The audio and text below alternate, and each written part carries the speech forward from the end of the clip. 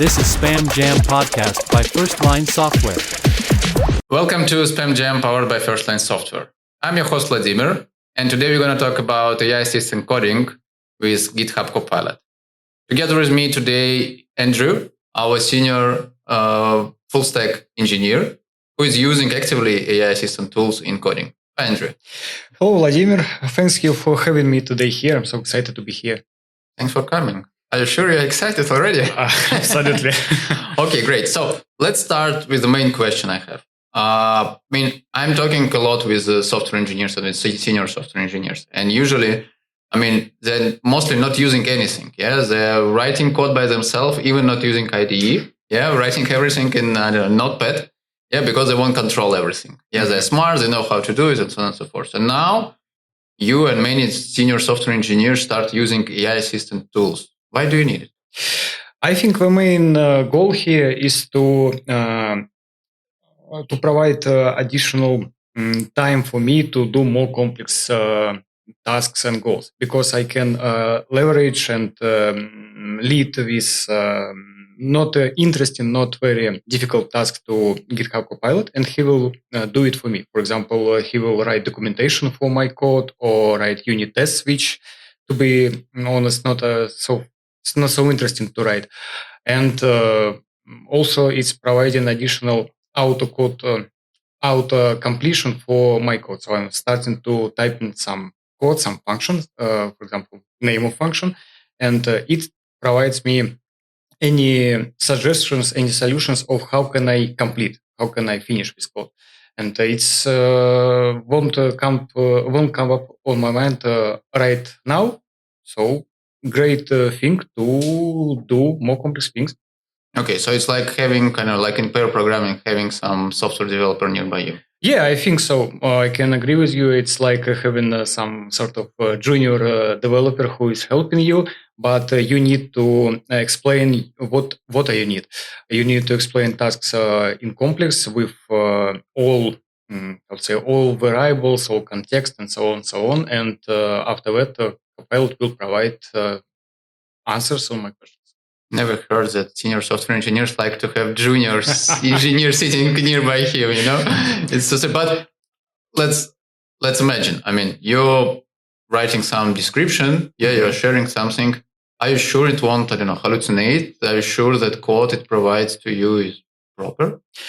Unfortunately, no. You are not able to be sure that all code, all answers provided by Copilot are absolutely 100% qualified and validated and good, to be honest.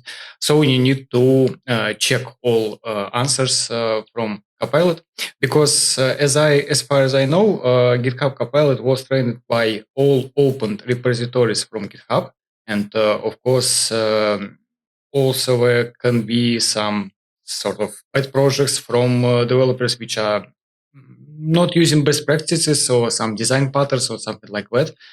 And this indicates that quality of code, quality of solutions are not so good. So yeah, basically the idea that glitches could happen, and you need to double check what you see in the answers from Copilot.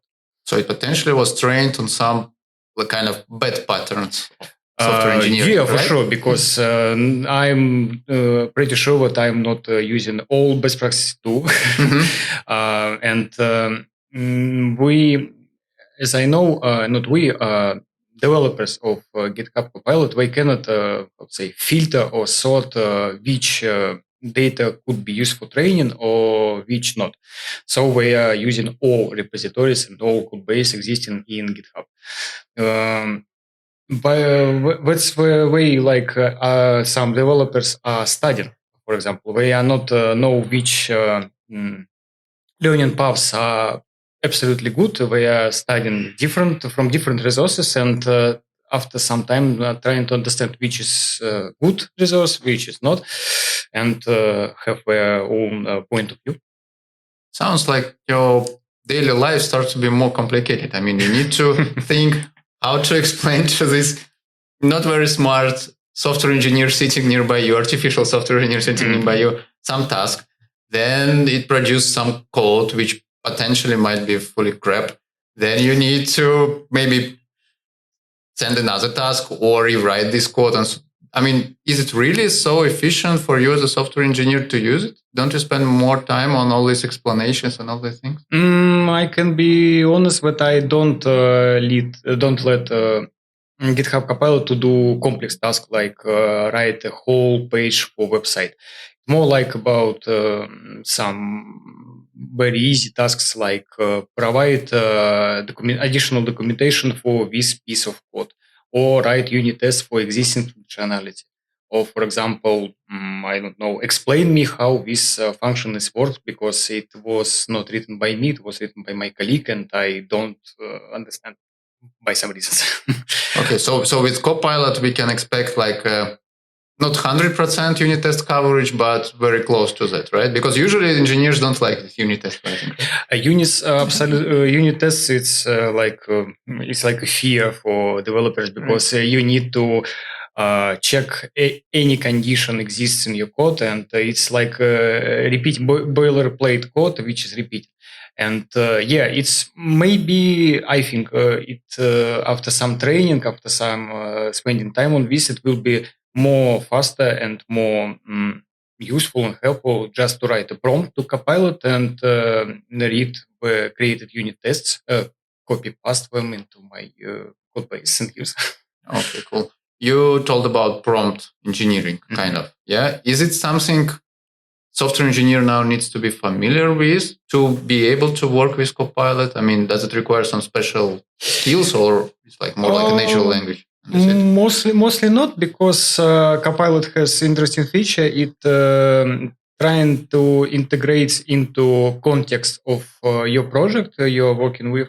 So you don't need to provide, like when you're working with, for example, ChatGPT or something like that. You don't need to provide a context like it is happening in this situation and this time. Text should be formal or informal, something like that. It understands that I'm working with this programming language, this framework. I have this type of design patterns, some solutions, and mostly I just need to explain that what I need without additional context and read and answer. Okay. Are you the only one in your team using Copilot, or it's like a rule for the entire team? I can say that for now, me and two my colleagues, three of us are using GitHub Copilot as an AI tool for this project. But we are just starting on this one. So maybe I'm one who are using it more time than others. Okay. And how maybe if you can explain like how your daily work now looks like. I mean, you're not writing any code anymore, or I mean, so what is your like you're coming to an office, you start doing something, some task, how it looks like? I wish it would be true that sometime I will be not writing the code just with my mind. I will be thinking and it will be appearing in my IDE. But unfortunately, no. Mostly when I'm working on some task, I'm doing things as I was doing it before. So, for example, I'm examining the documentation, the requirements, trying to apply them to our existing code base. And mostly, I will say that I will use Copilot on final steps. So logic is already done, and we have UI, we have some database, some backend code, and after that, as I already mentioned, I need to provide some unit tests to what I've done. I need to provide documentation for other colleagues, so we will be able to understand what I have written. And also, maybe I am at the end of the day, I'm not very good in some best practices in my programming language, and Copilot would provide some additional advices on how to improve quality of my code. Can you say that at the moment your efficiency is higher than it used to be without Copilot? I believe so. Yes, I couldn't say that it's increased doubled or triple time or on one or for example 75%, maybe on 20 or 30%. Yeah, my efficiency and productivity increased. Okay, that's interesting. Talking about, let's say, people who are not using yet Copilot, what you can say? I mean, can you recommend it? Can you recommend to start with some specific tasks? So what would be your recommendation for those who is thinking about it? Because, I mean, everybody is talking about Gen AI in general and AI assisting tools for software engineers. So what would be your recommendation for these people? My first recommendation will be to be prepared, but it's not free, unfortunately. So you need to be prepared, but you will pay for subscription to use it in your pet project or in your enterprise project. And also, I need to say that I will give an advice not to start with complex tasks. It's not like explain me how the core of my project is working, or try to explain me the history of JavaScript language. It's not the tasks you can use Copilot for. You can use Copilot for to start with something more easy, like code refactoring. Mhm. So you have some function, some method, some class. You have very strong feeling to rewrite it, and you are some part of this work will be done by you, and other part will be done by Copilot. Okay. Would you recommend? That's because you're a senior engineer. I mean, you know everything, almost everything. Of course. Of course, of course. But I mean, let's imagine some junior software engineer who just finished university and start working. Yeah, has some knowledge about the language, syntax, and so on and so forth, but almost no practice in general. Yeah, would you recommend to juniors to start using Copilot from this beginning, or it's better, let's say, I mean, using a classic way, let's call it like that, without any support, because otherwise, for me, it sounds like, I mean, I don't need to know anymore, like on a good level language. I mean, yeah, I can know something, but it will be enough. Yeah, Copilot will do for me everything. I can say two things about it. First one is that if we're talking about some developer who is just a junior and just starting his career, you need to not only practice your hard skills but also your soft skills. And if you will be talking only with Copilot, you will not be practicing your soft skills, unfortunately. This first one, and also I need to say that I can suggest like 50-50 plan. You continue to asking questions to your colleagues because it's part of a normal workflow on a project, asking some advices, some best practices which may be not mentioned in some book or on website, but using only in your project, and also start to using Copilot on some features where you already have some knowledge, because some things you may not know well right now, if they will come to you in the future. And right now, you, for example, understand how to iterate through arrays, and you can ask Copilot for suggesting some cool ideas how to do it better and how to do it faster. And so on. So let's talk about different limitations. I mean, every tool has limitations. I mean, you cannot say that Copilot can do everything what you like. Yeah. What are the main limitations you see at the moment in Copilot?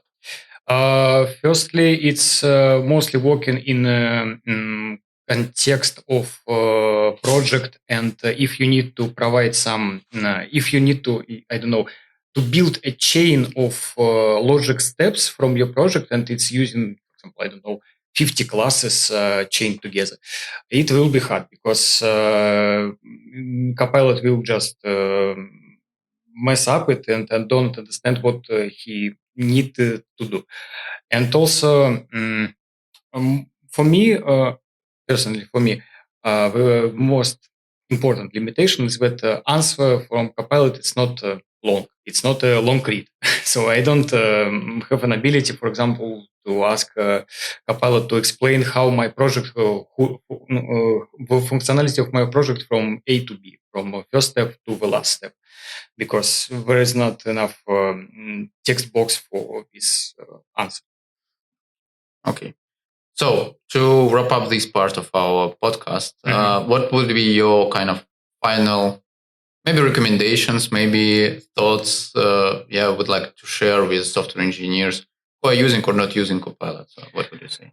I don't think that it should be a fear of using Copilot. So if we're talking about some developer who is afraid of using Copilot, don't be, just give it a try and see if it could provide a great increase of productivity and efficiency in your daily workflow.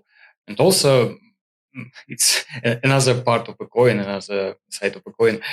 Don't forget to use your own mind, your own brain, your own knowledges and expertise in your daily workflow. So your human intelligence is important, right? Partly partly AI intelligence. Yeah. Okay, great. So now, before we wrap up, I would like to go with you with a kind of quick blitz round. Surprise! I didn't ready for this. It will be easy. No worries. So several questions. Yeah, quick answers. Don't need to think. Don't need to use your brain. Only Copilot. Only Copilot. Yeah, use Copilot. So are you ready? Yes. Let's start. Sure. Yeah. Will Copilot replace software engineers? Maybe in 2 centuries later, but not now. Will software engineers become stupid and less creative? I don't believe it's true. That it is true because software engineers are humans and they also have another hobbies which are providing training for their brains, for example, bicycling or something like that. Okay, cool. One feature you are missing in Copilot at the moment? Voice recognition. I want Copilot to understand what I am talking about, and after my recording, it will provide me some answer. And the complex one, how do you see GenAI will change software development lifecycle in the next 5 years? May I answer in one word only? Drastically. Drastically. Yeah, for sure. Okay, cool. Great answer, Andrew. Thank you very much. Thank you to Vladimir for being there, for asking so interesting questions, and for this ability to share my knowledge with this Copilot. Thank you. Hope you enjoyed, and hope you enjoyed our listeners. And follow us, and you will see a lot of new podcasts about generative AI and how it impacts our life. This is Spam Jam Podcast by First Line Software.